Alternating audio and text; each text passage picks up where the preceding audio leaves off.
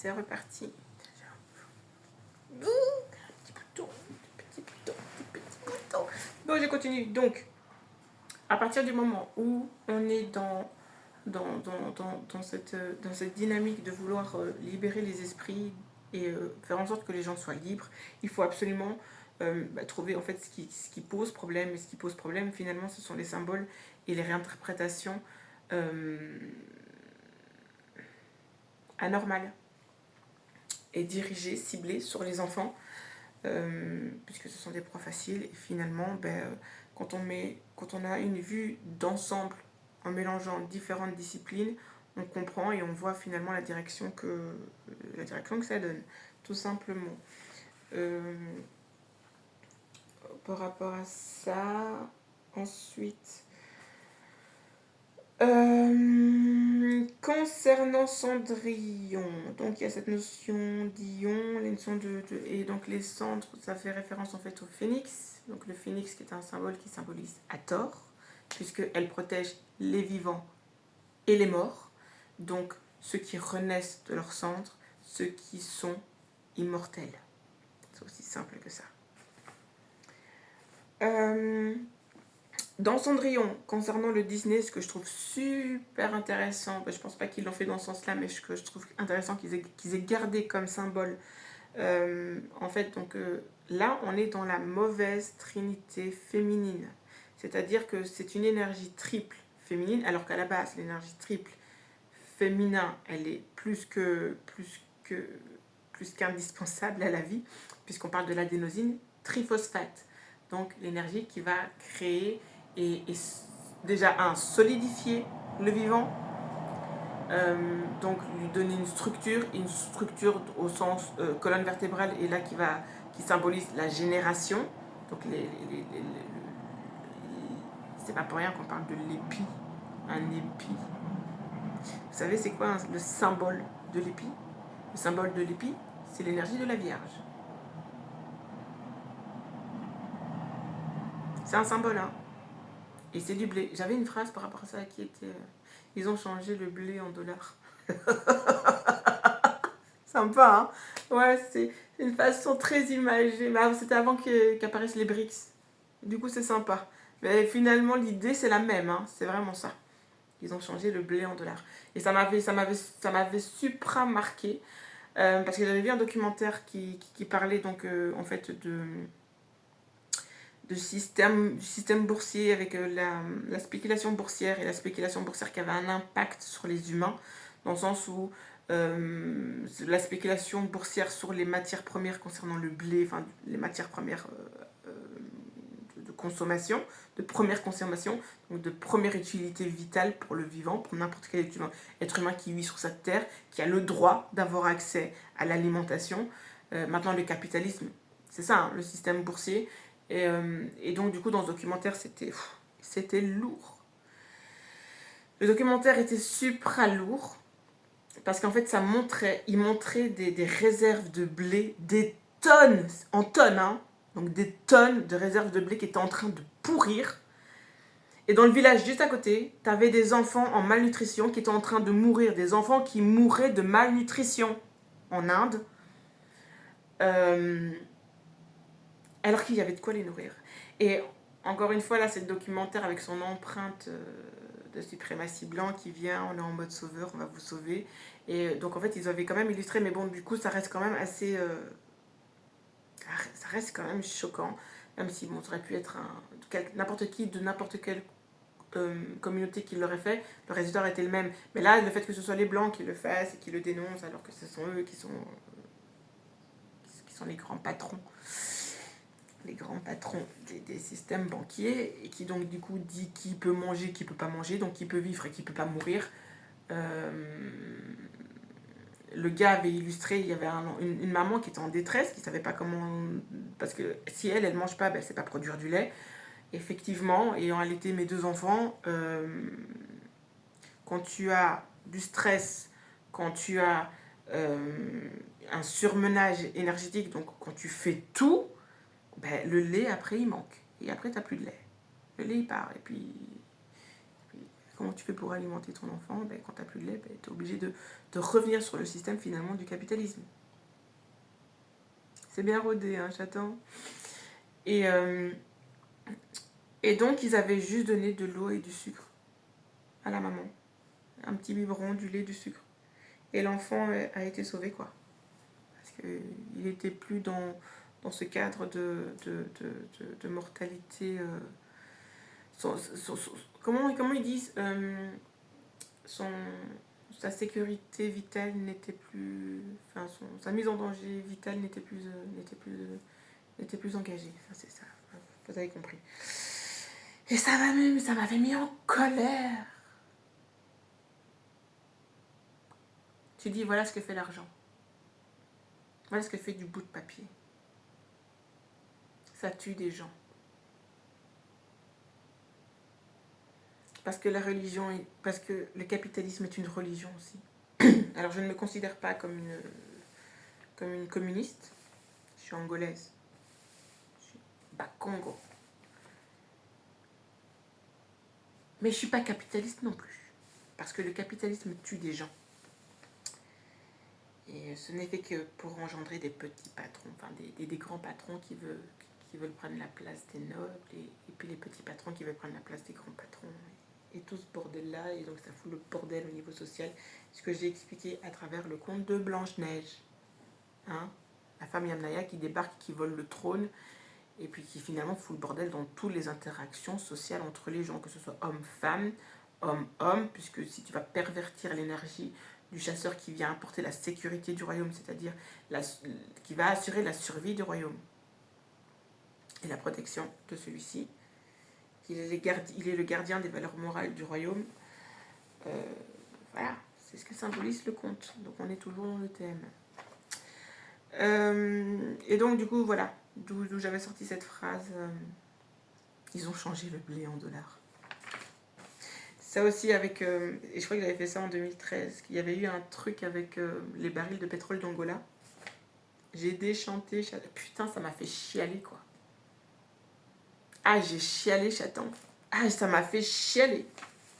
Parce que j'ai compris quelque chose à ce moment-là. Je me suis dit, what the fuck? C'est une dinguerie. Ah, ça m'a retourné. Donc cette phrase, c'est une toute petite phrase. Ils ont changé le blé en dollars. Parce que même sur le plan symbolique, ça veut dire quelque chose. Parce qu'on parle de l'épi de la Vierge. Donc celle qui apporte l'abondance. Petit jeu de mots sympa. Et donc, revenons à Cendrillon. Donc, Cendrillon qui du coup, va utiliser le symbole de... Parce que les gens sont pas dupes, hein, même s'ils sont sous l'emprise de la religion, ils ont quand même cette compréhension de comprendre que c'est difficile, hein, de faire sortir quelqu'un d'une côte.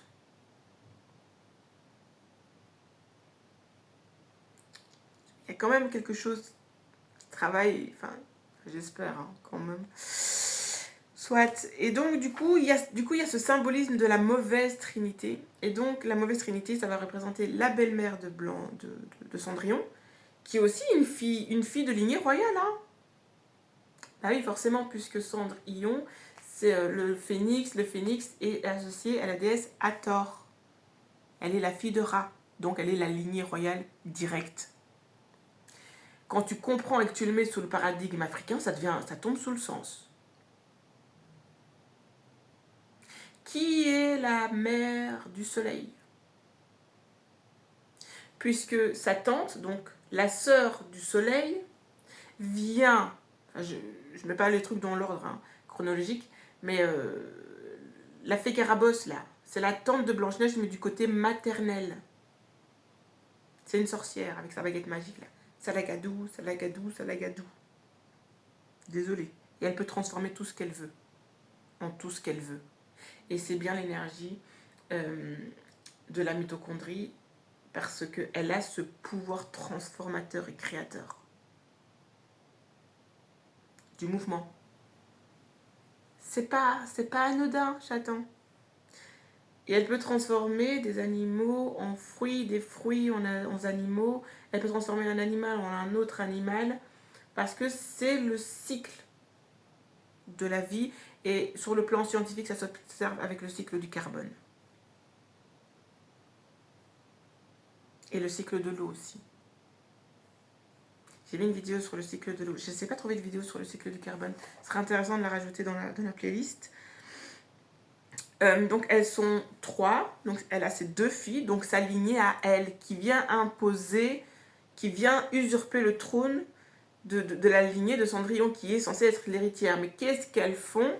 Parce qu'en épousant le père de Cendrillon, elles font partie de la haute caste. La raison pour laquelle elles sont invitées au banquet du prince, le beau prince là, qui invite toutes les filles nobles du royaume pour pouvoir trouver sa femme.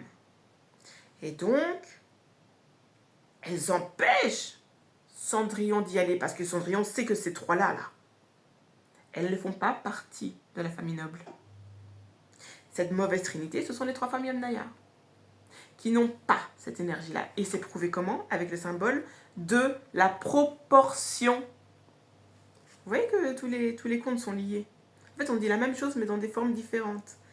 D'où le fait d'aller collecter toutes les versions là. Pour les censurer. Et enlever les pare-feux.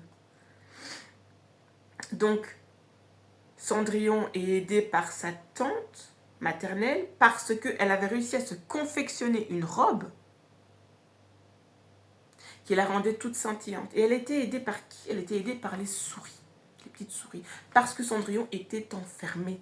Elles avaient réussi à enfermer Cendrillon, qui est Cendrillon Souillon aussi, donc celle qui se tape toutes les tâches ménagères, alors qu'elle est de lignée noble, et pas elle, mais elles lui font faire toutes les tâches ingrates. Elle passe son temps à frotter là. Mais c'est une dinguerie quand même. Et pour ensuite l'enfermer dans sa chambre pour être sûre qu'elle ne croise pas le prince. Parce qu'elle sait que, vu qu'elle a des bonnes proportions, avoir des bonnes proportions, c'est avoir une lignée noble. Et en plus de ça, elle pourrait les balancer. Genre, vous là, vous 3 là, vous avez rien à faire là. Donc elle l'enferme. Elle ferme la clé là. Et elles sont avec un mauvais chat. Hein. Donc le symbole du mauvais félin. J'en vois plein. Vous les voyez aussi?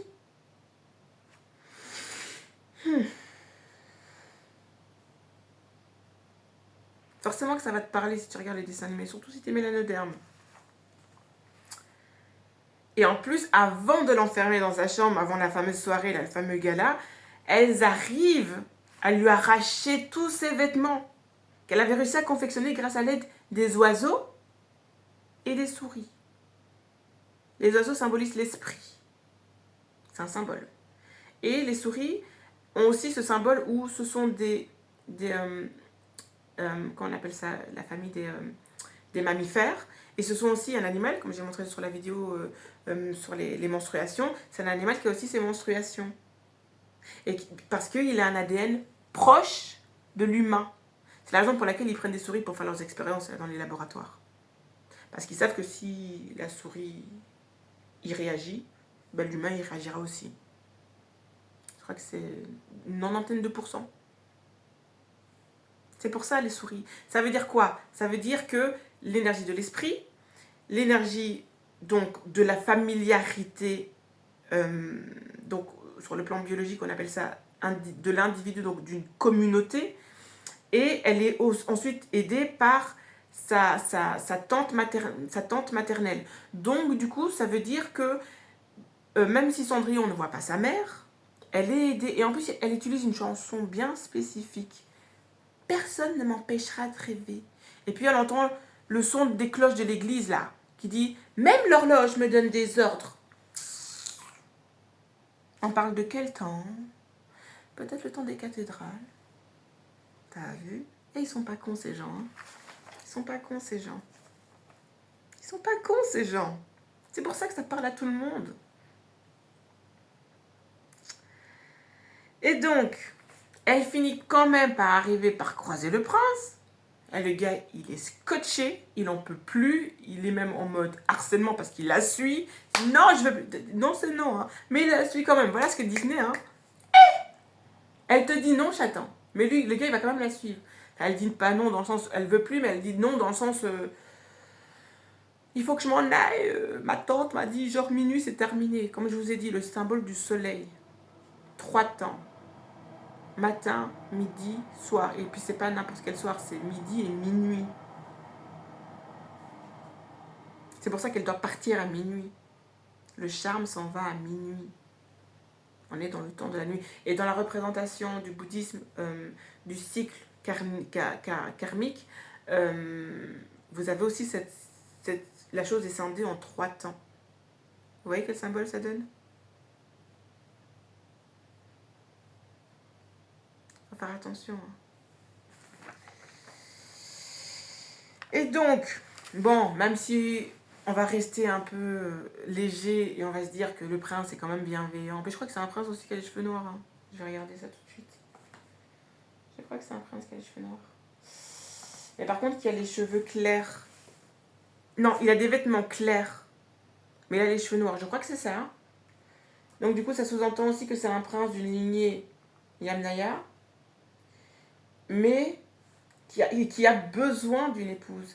Et là, on rentre dans l'anomalie de ce que la nature nous apprend, puisque comme je vous ai expliqué, c'est le prince qui doit bouger pour aller chercher sa princesse. C'est quoi ce délire?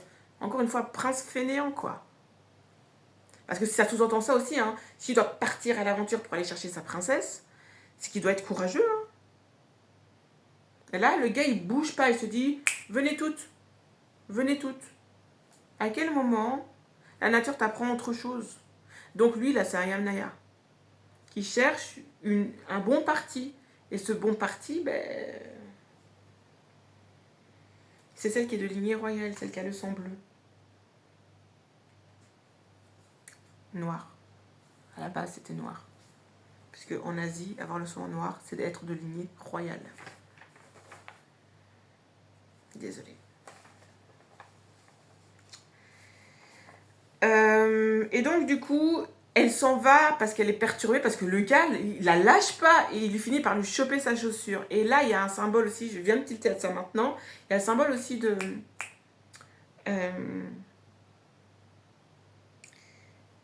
avec la représentation de la grande casserole, ils inversent tout. Ils inversent tout. Parce que je crois que c'est Kalelo Motunde qui dit que... Ah non, je crois que c'est sur la chaîne des fétiches où j'ai entendu qu'il disait que les ancêtres égyptiens avaient placé Seth et sa lignée dans la constellation de la grande casserole parce que c'était la constellation la plus éloignée de la Terre. Pour que Seth soit le plus éloigné de la Terre, puisque la Terre, qui porte la vie, représente l'ordre et l'harmonie. On parle de l'ordre et l'harmonie au niveau de la structure moléculaire et atomique. Et cette harmonie structurelle et moléculaire permet la vie sur Terre. Donc la lignée des vivants. Et donc du coup, il lui chope sa chaussure. Ça donne ce symbole-là. Puisqu'il y a un papyrus qui montre la déesse hippopotame, celle qui est la gardienne du nœud d'Isis, qui représente le caractère génétique et phénotype. Donc, il y a donc il y a le... Attends, c'est comment? Il y a les deux formes. Donc le phénotype et... je ne sais plus l'autre. Enfin, le caractère intérieur et le caractère extérieur du patrimoine génétique, qui va être représenté par la déesse hippopotame et à tort aussi.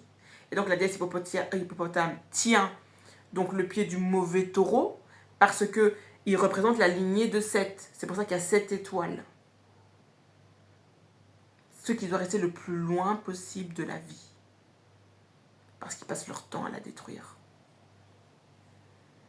C'est pas moi qui l'ai dit, ce sont les ancêtres égyptiens. On va dire, elle est méchante. Non! C'est ce que les ancêtres égyptiens ont dit. C'est pas moi qui l'ai dit. Et je pourrais faire l'analyse de ce papyrus. On voit Hathor dans un champ. Parce que le champ est un symbole aussi. Et où elle est protégée par la déesse hippopotame qui représente justement la protection du patrimoine génétique parce que c'est la déesse, donc c'est une énergie féminine. Et donc on voit le nœud d'Isis et on voit des offrandes qui symbolisent en fait la dot, qui demande, donc qui impose le droit de passage aux entités masculines pour pouvoir se régénérer dans la vie, se réincarner. Et quand tu le fais, ben, tu fais partie des immortels. Quand tu roules avec Hathor, tu fais partie des immortels, j'attends. Cheese. Ah, j'adore, c'est trop cool. Je sais même plus ce que je voulais regarder ici. Tant pis. Donc j'ai presque fini.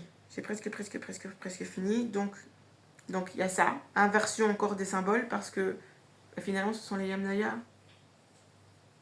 qui ont cette prise. Donc ça veut dire que c'est l'homme qui... Vous voyez? Là, les Égyptiens nous apprennent que c'est une entité féminine qui tient le pied. Et Disney va inverser le bazar en te disant que c'est l'homme qui tient le pied. Alors qu'elle, elle est de lignée royale. Elle est légitime dans son patrimoine noble.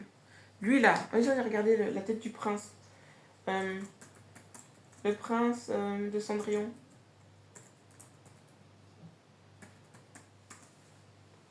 Que des vêtements clairs.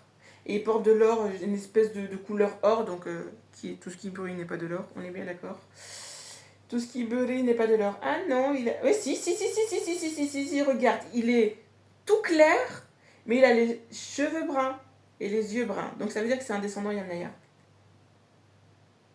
C'est un descendant Yamnaya. Voilà pourquoi. Parce que les Yamnaya sont de sociétés patriarcales, tout simplement. Et c'est eux qui allaient choper les meufs. C'est pas moi qui le dis, c'est l'histoire. Juste. Et encore, juste. Ah, purée. Ça, par contre, pour le fait qu'il lui tienne le pied, et du coup, il lui retire sa chaussure. Et en fait, la chaussure, la pantoufle en verre. Qu'est-ce que c'est que du verre? Ah, je l'ai déjà demandé comme question.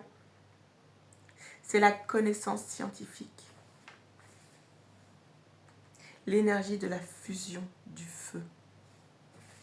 Parce que quand tu cuisines, c'est ça que tu fais aussi. Donc, l'énergie de la connaissance. C'est pas patrimoine Yamnaya, ça. On est bien d'accord.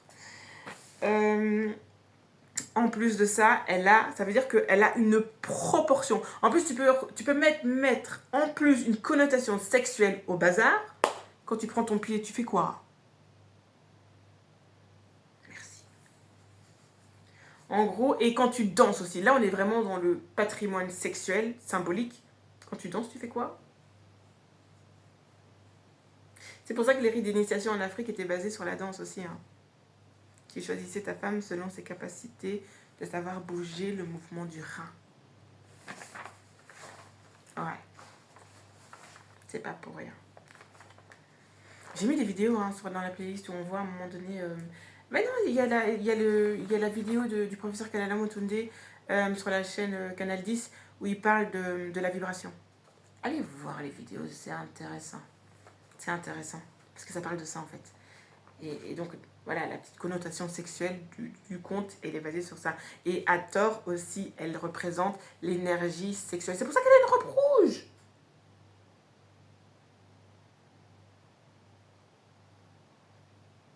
Elle représente aussi l'énergie sexuelle, mais c'est pas que l'énergie sexuelle, c'est l'énergie du plasma, c'est l'énergie qui va te mettre en mouvement.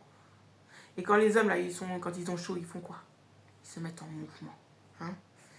Certains ont des mouvements pas très nobles. Et c'est pour ça aussi. Moi, en fait, pendant toute la période où j'étais en mode aliénée, mais même si j'étais aliénée, j'ai resté consciente puisque les ancêtres m'envoyaient quand même des messages. Donc même si j'étais en mode je sors en discothèque le jeudi, le vendredi, le samedi, le dimanche, avec le lundi, les ancêtres m'envoyaient un message. Tu vois? Tout le monde n'a pas le même niveau de degré de compréhension ni de fréquence interactionnelle avec ses ancêtres. D'où attention au gourou. Parce que je crois même que c'est une phrase qui est écrite dans la Bible, genre il ne vous donne pas la clé des cieux car... C'est comment il dit Jésus? Il ne vous donne pas la clé des cieux car il sait que vous ne pouvez plus, que vous n'aurez plus besoin d'eux.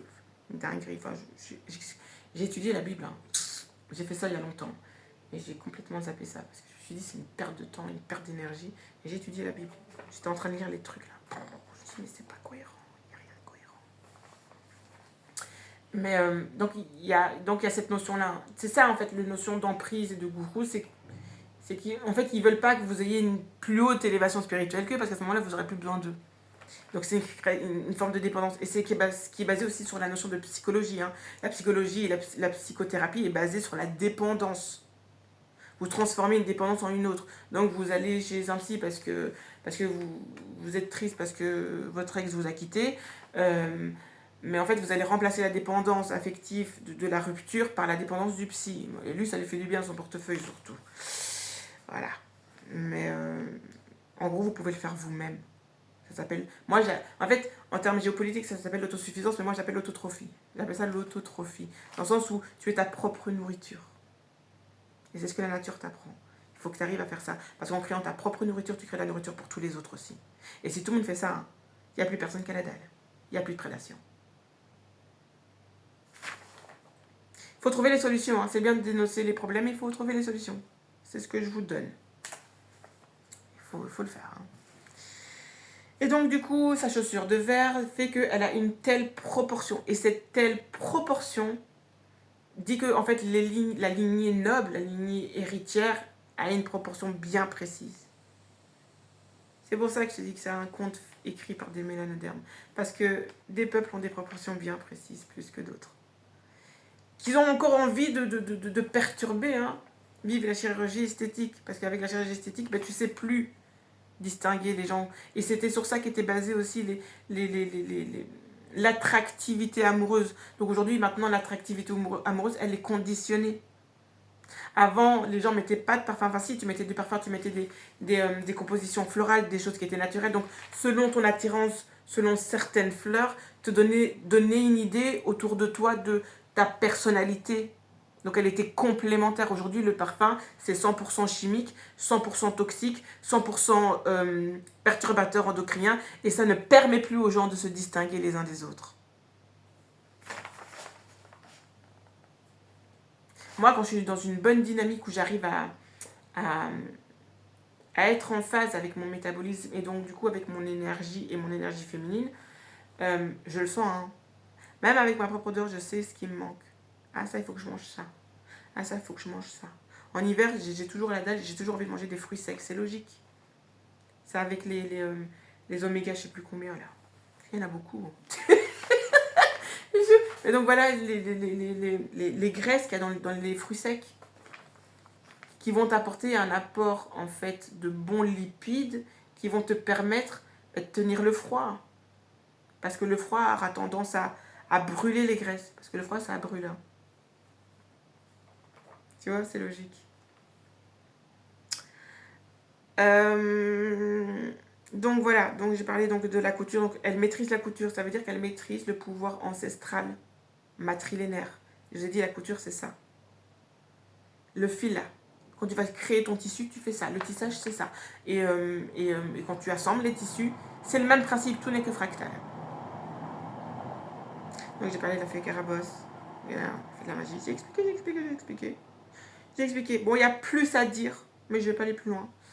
Et donc du coup, ouais. Et puis finalement, la mauvaise trinité ne passe son temps qu'à mentir. Ce ne sont que des mensonges sur des mensonges, sur des mensonges, sur des mensonges, sur des mensonges, sur des mensonges et encore des mensonges. Ce n'est vraiment ça. Je dis, ces gens n'ont plus, ils ont plus une bonne mitochondrie. Donc du coup, ils sont dans la mythomanie.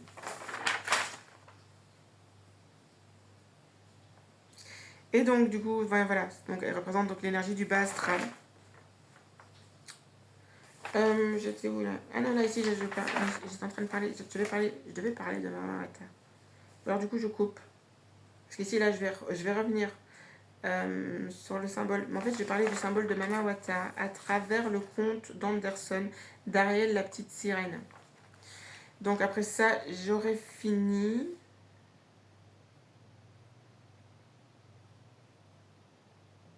J'ai pas précisé dans Atlantide parce que je vais pas faire une vidéo dessus. Parce que ça part même pas d'un conte en fait, ça part vraiment d'une réalité. L'Empire Congo. En plus, ils disent, hein, il est perdu. Genre, il est mort. Ils l'ont buté, bah oui, c'est à peu près ça. Il est maintenu parce qu'ils en ont toujours besoin pour en prendre l'énergie. qui faisait référence à l'Empire Congo, qui a été la source de l'Égypte, puisqu'il est question du Nil bleu et du Nil jaune. Et comme je vous l'ai dit, le Nil est un symbole aussi, parce qu'on ne parle pas de l'eau matérielle, on parle de l'eau immatérielle. Mais qui a une référence avec l'eau matérielle, puisque les chutes les chutes d'eau de la région des Grands Lacs vont alimenter, regardez bien la carte, tu la mets dans l'autre sens, s'il te plaît, vont se jeter dans le Nil pour créer le Nil, et qui donc lui va se jeter dans le delta du Nil en se jetant dans la Méditerranée. Et donc qui du coup parle du parcours, et c'est pour ça, parce que les peuples qui vivaient dans la région des Grands Lacs étaient déjà des archers et et comment ça s'appelle en fait, c'est des peuples de la mer un peu. Je trouve que parce que j'ai entendu parler des gens qui parlaient des peuples de la mer venant des Yamnaya, mais je trouve que c'est pas associé, parce que les premiers peuples de la mer, c'était les peuples de la région des Grands Lacs qui maîtrisaient donc du coup la pêche, et donc du coup se sont sédentarisés. En fait, ce sont les premières sédentarisations que le professeur Kalala Motundi a bien interprété et a bien repris avec des artefacts. Et je me rappelle qu'il avait montré des espèces de grottes en Afrique du Sud, où on montrait que des gens avaient confectionné des lits en tissage avec des végétaux qui étaient antiseptiques. Donc ça veut dire que des gens, ils ont un truc ici. La l'os d'Ishango, l'os de Lomombo, qui donne la base des mathématiques, qui va donner les mathématiques aux Égyptiens par avant, avec le symbolisme du chiffre 1, qui vient du harpon, qui vient de... Enfin voilà, vous avez tout ça là, donc les informations, elles sont disponibles. J'ai fait le travail, donc du coup, j'avais fait le lien, mais du coup, même si ici, là, maintenant, je ne l'ai pas encore abordé, c'est l'aspect scientifique donc, de Blanche-Neige, parce que ce n'est pas que le flocon, chaton. Ce n'est pas que le flocon. Le système cristallin et les 7 réseaux, enfin, les 7 systèmes cristallins et le réseau de Bravais expliquent quelque chose qui est de l'ordre de métaphysique et physique concernant l'astrophysique. T'as compris? Oh, putain, là je l'ai. Ah, ça va, c'est bien. C'est ça. Et donc, du coup, tu te dis, ces gens-là, ils n'étaient pas primitifs, chaton. Tu peux pas dire ça. Tu peux pas dire ça, parce que c'est costaud, parce qu'encore aujourd'hui, là, les scientifiques, avec leur laboratoire et leur gros appareil je sais plus comment on appelle ça? C'est dire un stéthoscope, mais ça, c'est les médecins qui font ça. Un télescope. Leur fameux télescope là, il y en a 2-3 comme ça dans le monde qui ont des lasers monstrueux qui peuvent aller voir très très loin, et encore une fois, hein, ils arrivent à faire les imageries grâce aux infrarouges. T'as vu? Et donc du coup après je vais faire quand j'aurai terminé toutes ces vidéos là, je ferai le lien avec donc la météorite de Namibie. Il y a une météorite là-bas, chouchou. Et donc du coup qui explique pour moi l'explication de l'Homo sapiens sapiens. Donc c'est ma théorie. Quand je réunis tout ça ensemble, tu te dis, bah, il y a bien quelque chose qui a poussé les gens à réfléchir et à avoir une pensée qui va les permettre de créer des sociétés structurées, qui va donner les sociétés des peuples de la mer, des Grands Lacs, qui va ensuite donner les peuples, le royaume Kemet, parce que l'existence des peuples de la région des Grands Lacs est repris dans le manga Nadia et le secret de l'eau bleue. Ils ont mis des cheveux lisses parce que ça passait pas dans les télévisions européennes. Le film aurait été censuré dans les télévisions européennes s'il lui avait laissé son afro. Parce qu'à la base, cette petite a un afro. Je te dis ça, je te dis rien. Dinguerie, quoi. Voilà. Et donc, du coup, moi, ici, par synthèse, je me dis que donc le Nil bleu, donc c'est un symbole, ça représente Sirius, l'étoile Sirius. Et le Nil jaune représente le soleil. Parce que Sirius alimente le soleil. Sirius est la mère du soleil. Vous voyez le lien avec Blanche-Neige? Sa robe, elle est quelle couleur, chaton? Et puis dans le conte, elle parcourt quelle distance? C'est scientifique, chouchou. Vois tout sous forme scientifique, comme Nikola Tesla le disait là. Voyez tout sous forme de fréquence et d'énergie. Et là, tu comprends que ce n'est pas le patrimoine culturel ni intellectuel de l'Occident, qui n'était pas basé sur ça, puisqu'ils étaient nomades. Par contre, ces peuples-là, mélanodermes, étaient structurés et avaient toutes ces connaissances scientifiques. Les astronomes sont africains de base, puisqu'ils sont représentés par Séchat, qui est la déesse Panthère. je te dis ça, je te dis rien. Pourquoi? Parce que sur tous les continents qui ont pris pour symbole la panthère, donc qu'ils soient jaguar, panthère noire ou panthère basique, tigre, etc., en fait, reposent sur le fait que les taches qu'ils ont sur le corps, et même le tigre, les trucs là, reposent en fait sur l'énergie donc de... allez voir la vidéo de Kalala Mutundi sur la vibration. C'est bien expliqué. C'est bien expliqué. Et donc, du coup, les taches représentent les étoiles. Pourquoi? Va pas dire que ces peuples-là étaient primitifs, parce que c'est une réalité scientifique. Le carbone naît dans les étoiles, des novas et des supernovas. Je vais l'expliquer après. Tu vas voir. Tu vois. Et là, ça devient logique, chaton. Et là, tu te dis, ça ne peut pas venir d'un peuple nomade, le Coderme. Parce que le noir, c'est pas leur symbole. Parce que c'est Chat et la déesse de la connaissance. La déesse de la connaissance. Ça va? Sainte patronne des astronomes. Sainte patronne des bibliothèques, donc de la mémoire. Et donc c'est une énergie féminine, hein, parce que il y a encore ça, moi je comprends pas. Ils disent que les griots de la tradition africaine sont des hommes. C'est pas possible. La nature, elle te dit quoi? Qui a le patrimoine ancestral génétique? La femme. Donc c'est qui le griot?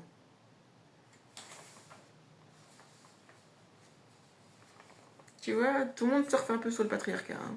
Tout le monde. Moi, je vous pardonne. On ne peut pas reprocher aux gens de trouver confort dans une situation qu'il est, ou de renoncer à ce confort. Parce que c'est ça aussi, hein, c'est renoncer au confort du patriarcat.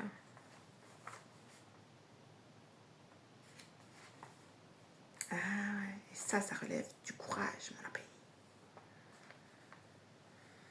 Bon, on est parti sur le compte d'Anderson. Ensuite, je passerai au cryptage du clip d'Alia. Et puis après, je termine par la partie scientifique. Ok, c'est parti.